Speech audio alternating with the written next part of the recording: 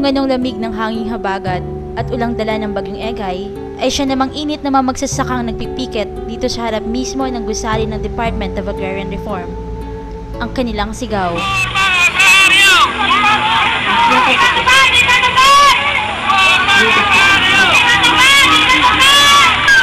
Natulog ka naman ito.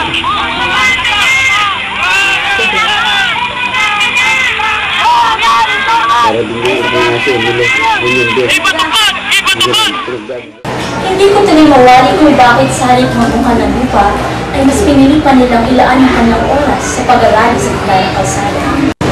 Ako po, sa Rachel Ansinger, samahan ko niyo kung alipin. Kailangan ko na ito yung mamagsisip. Kung ang tapos na itatala, malalamang sa isa. Kapiraso nito.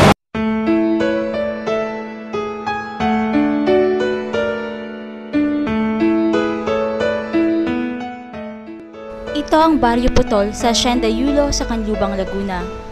Napakalawak, luntian, biniyayaan ng lupang angkop na angkop sa pagsasaka. Sa aking paglilibot ay iba't ibang mukha ang aking nakasalamuha. Iba't ibang mukhang may iisang hinagpis at pare-parehong adhika. Kaya nung sila'y naririyan, isa-isa namin itinatanim gabi pa. Gawa ng pagka nakita ng laki na bungasan, binubunot na. At kami masyadong ginigipit dito. Napakasakit talagang kami mapalis dito. Kaya sabi namin, kaya kami patuloy pa rin na ganito, nagtitiis. Dito kami binuhay ng aming mga magulang sa pamamagitan ng kanilang pagtatanim. Abay, ang tagal na namin petisyon dito. Kung meron dapat manatili rito, ay wala iba kundi tayo, dahil tayo utubo rito. Dito na ako, dito na ipinanganak. May magagawang paraan din namin dito. Nanay, ano po ito dati? Ito yung niyuga, naging tubuhan. Wala na bakante na. Ayan o, doon na lang sa barangay. Ito yung bahagi ng real estate na walang tanim. Ayan. Ang lawak. Talagang malawak. Hanggang doon pa yun, doon sa sulok doon. Lahat na naabot ng tanaw ko, kanila yun. Hay, nakakalungkot isipin na sa ganito kalawak na lupain ay kinakailangang gawing patago ang pagtatanim. Ang lupang kanilang pinaglalaban subalit patuloy na pinagkakait ay 14 na taon nang nakatiwangwang. Bro, ay bibigyan kita ng lupa, 100 square meter. Ng 13,000, kukurukotin pa ng 3,000, magiging 10,000 lang sa iyo. Ay, anong mangyayari roon? Mabubuhay ka, ay ang bahay mo ganito lang naman kalaki.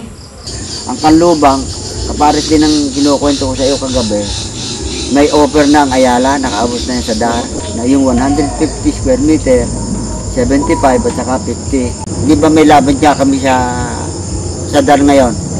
Ng petisyon namin na kinakailangang makuha namin yung aming karapatan na 3 hektarya dito sa lupa. Kaya meron kaming file ng revocation for exemption.